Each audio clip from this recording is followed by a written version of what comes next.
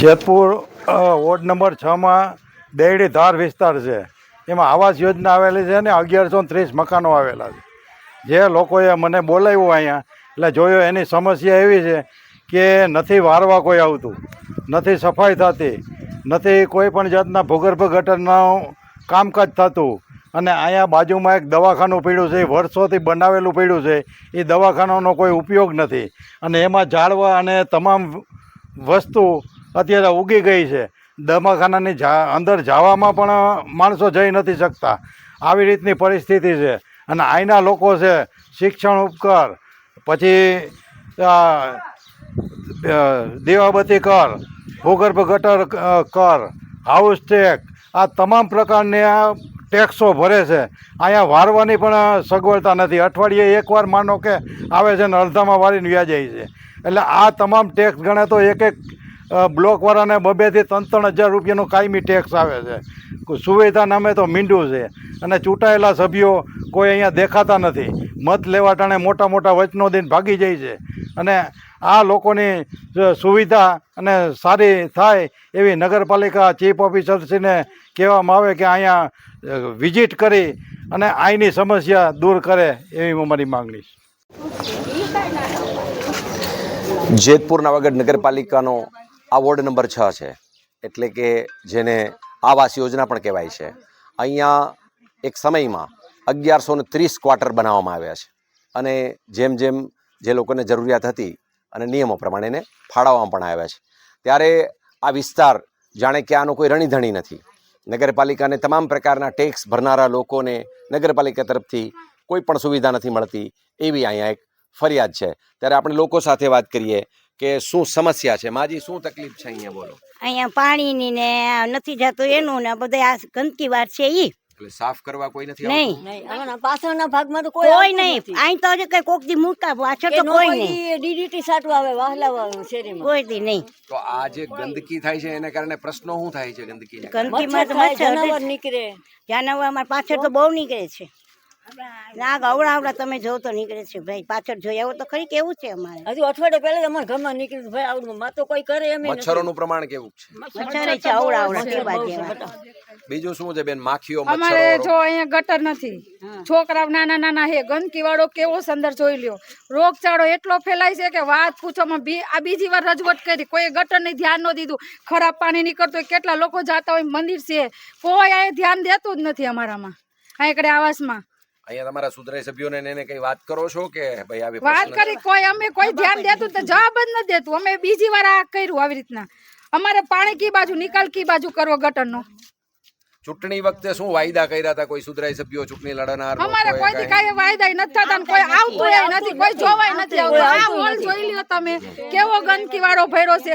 અંદર હીરું બહાર આવે અંદર હોલ ની. અમે આયા સુધી હાવેણા મારી સાફ રાખી દે એટલો રોડ સાફ છે.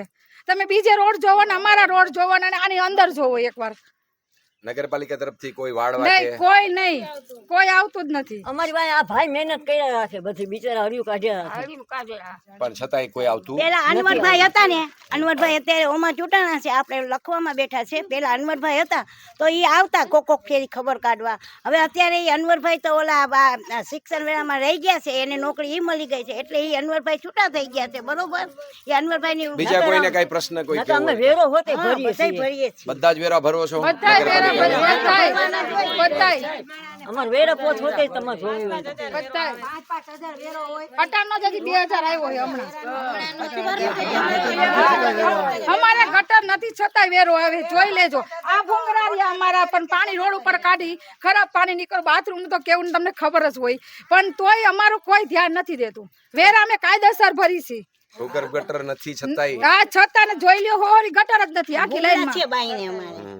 અને આ હોસ્પિટલ છે પણ કોઈ એમાં ધ્યાન દેતું જ નથી. ઢાંઢા મરી જાય, ગાયો મરી જાય, પણ એમનો વાઇસ આવે. અમારા પૈસા લઈ અને અરજી કરી અને ઉપાડ, અમારે કોઈ સરકારી ઉપાડવાય નથી આવતું કોઈ દી. એમાંય પૈસા દેવા પડે. એમાંય પૈસા દેવા પડે અમારે. હા, એમાં પાછળ ગટરનું કનેક્શન છે, બે વાર ભરાય છે કુંડી. આનું પાણી ન્યા જાય, સંડાસનું પાણી જાય ન્યા. અને અમારે કોઈ ધ્યાન દેવાવાળું જ નથી. ગાંઠના પૈસા અમારે સાફ ગાંઠના પૈસા અમે પૈસા દઈને સાફ કેમ કે અમારે રહેવું છે ભાઈ. અમારે નાના છોકરાઓ છે, નિશાળે ગયા છે 5 વર્ષના 6 વર્ષના. હવે એ બીમાર થાય તો કેવા અમારે દવાખાનામાં પૈસા જાય? આ જ આવાસ યોજનાની અંદર એક દવાખાનું બનાવવાનું પણ નક્કી થયેલું અને એના માટે એક બિલ્ડિંગનું પણ નિર્માણ કરવામાં આવેલું. આ બિલ્ડિંગ પણ થોડા જ સમયની અંદર તમને એક બતાવવાનો પ્રયત્ન કરીએ કે સાવ જર્જરિત થઈ ગયું છે એવું એના કલર નીકળી ગયા છે, પ્લાસ્ટર ઘણી જગ્યાએથી તૂટી ગયા છે અહીંયાથી નીચેથી. એટલે કે જ્યારે પણ બન્યું હશે ત્યારે એમાં કોઈ કાળજી લેવાની નથી. જ્યારે આ હોલ છે કે દવાખાનું જેમાં બનાવવાનું હતું એની હાલત પણ બતાવશું. એના પહેલાં આપણી સાથે અહીંયાના જ એક સ્થાનિક જોડાયેલા છે યુનુસભાઈ. આપણે એમની સાથે યુનુસભાઈ, શું છે અહીંયા? આ જે તે સમયે કોંગ્રેસ સરકારે દવાખાનાનો પ્લાન કરી અને બનાવેલું છે. ત્યાર પછી આ ભાજપ સરકારે સોંપેલું છે, પણ કાંઈ જોયું જ નથી આગળ પાછળ કે અહીંયા શું બનાવવાનું છે, શું કરવાનું છે. અહીંયા બધું તોડફોડ કરી અને બધા લઈ હોતી ગયા બધી વસ્તુ. તમારી માંગ શું છે? અમારી માંગ એ છે કે અમારી આ 4000 માણસની વસ્તી છે, અહીંયા એક દવાખાનાની ખાસ જરૂરત છે, તો અહીંયા દવાખાનું ચાલુ કરવામાં આવે. આ એક હોલ બતાવવાનો તમને પ્રયત્ન કરી. એટલો ગંદો છે કે જેને કારણે અહીંયા મચ્છરો, માખીઓને આ એક હોલ એવો છે કે જેને કારણે રોગચાળો એટલે કે ભયંકર રોગચાળામાં જે આ વસ્તી છે, અહીંયા જે લોકો રહે છે એ ક્યારે સપડાઈ જાય એ કહેવું મુશ્કેલ છે. અહીંયા તમે પગ મૂકી ના શકો એવી સ્થિતિ છે. નગરપાલિકાના અંડરમાં આ હોલ આવેલો છે. સ્વચ્છતાની વાતો કરતી જેતપુર નવાગઢ નગરપાલિકા અને જેતપુર નવાગઢ નગરપાલિકાનું સેનિટેશન વિભાગ જાણે કે ઘોર નિંદ્રામાં સૂઈ રહ્યું છે. કુંભકર્ણને પણ પાછી પાડે એવી નિંદ્રા છે. ત્યારે અહીંયા લોકોની પણ માંગ છે કે તાત્કાલિક અસરથી અહીંયા પગલાં લેવાય. સ્વચ્છતા, ખાસ કરીને જે આ વિસ્તાર છે એમાં જે એટલું બધું ઘાસ ઉગી ગયું છે, કમર સુધીનું ઘાસ ઉગી ગયું છે કે જેને કારણે જે નાના બાળકો છે એને ખૂબ જ ડર રહે છે, કારણ કે અહીંયા સાપ, ઝેરી વીછી કે એવા જંગલી જનાવરો પણ આની અંદર વસે છે, જેને કારણે આજે આ બાળકો છે અને અહીંયા રહેનારા લોકો ઉપર પણ એના જીવ ઉપર પણ ખૂબ જ જોખમ તોળાઈ રહ્યું છે. આ જે દવાખાનાના કન્સેપ્ટ સાથે ઊભું કરવામાં આવેલું બિલ્ડિંગ, એની સામે કોઈ પણ પ્રકારની સિક્યુરિટી કે કાળજી રાખવામાં ન આવતા અહીંયા એના બારી, દરવાજા અને એની અંદર રાખેલી ઘણી બધી વસ્તુની ચોરી થઈ ગઈ છે. શા માટે નગરપાલિકા પોતે ફરિયાદી નથી થતી? પણ જેને ધ્યાન રાખવાનું હોય, જેને સુરક્ષા કરવાની હોય, એમને પણ ખબર ના હોય કે નગરપાલિકાના નામનું આવું પણ એક બિલ્ડિંગ છે કે જ્યાં ભવિષ્યમાં એક દવાખાનું બનાવવાનું છે. એટલે જો ભૂલાઈ જાય તો પછી રહી જતું હોય છે. અને અહીંયા આવાસ યોજનામાં આવું જ બન્યું છે. આ દેરડી ધાર આવાસ યોજના કહેવાય છે. અહીંયા 1130 ક્વાર્ટર આવેલા છે. અંદાજ કરીએ તો અહીંયા ઓછામાં ઓછી 4 થી 5 હજાર લોકોની વસ્તી છે. પણ સુવિધાના નામે વાત કરીએ તો કોઈ પણ પ્રકારની સાર્વજનિક સુવિધાઓથી આ લોકો વંચિત છે. મહિલાઓએ પણ ઘણા બધા આક્ષેપો કર્યા છે કે પોતાના ખર્ચે જ્યારે કોઈ ગાય, ઢોર કે કૂતરું અહીંયા મૃત્યુ પામે ત્યારે એના શરીરમાં ઈયળો પડી જાય ત્યાં સુધી કોઈ ઉપાડવા આવતું નથી. અને અંતે પોતાના ખર્ચે, કારણ કે અહીંયા રહેવું છે અને જે દુર્ગંધ આવે આ દુર્ગંધ સહન ન થાય, જો એને તાત્કાલિક અસરથી યોગ્ય સમયે આ જે ઢોર ઢાંખર છે કે જે મૃત્યુ પામ્યા છે એને ઉપાડવામાં ના આવે તો રોગચાળો પણ ફેલાવાની ભીતિ રહે છે. અને એને કારણે અહીંયા રહેતા ગરીબ અને સાવ મધ્યમ વર્ગીય લોકો પોતાના ખર્ચે એ જે કંઈ પણ ઢોરને ઉપાડવાનું હોય છે એને ઉપાડે છે. આ વિસ્તારમાં કોઈ શાહુકાર લોકો રહેતા નથી.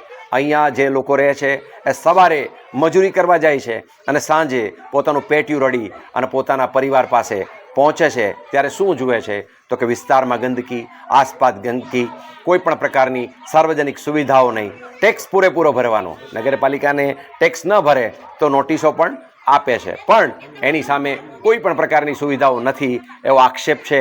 ત્યારે નગરપાલિકાના લાગુ પડતા સત્તાધીશોને અને એવી જ રીતે ભારતીય જનતા પાર્ટી કે જેની જેતપુર નવાગઢ નગરપાલિકામાં 32 સીટ છે, સત્તા ઉપર છે, નિર્ણયો કરવાની સત્તા ધરાવે છે, ત્યારે જનરલ બોર્ડમાં ખાસ પ્રકારે આ દવાખાના માટે, એના મેન્ટેનન્સ માટે જે કંઈ પણ કરવાનું થાય તે તાત્કાલિક અસરથી કરવું જોઈએ તેવી લોકોની પણ માંગ છે.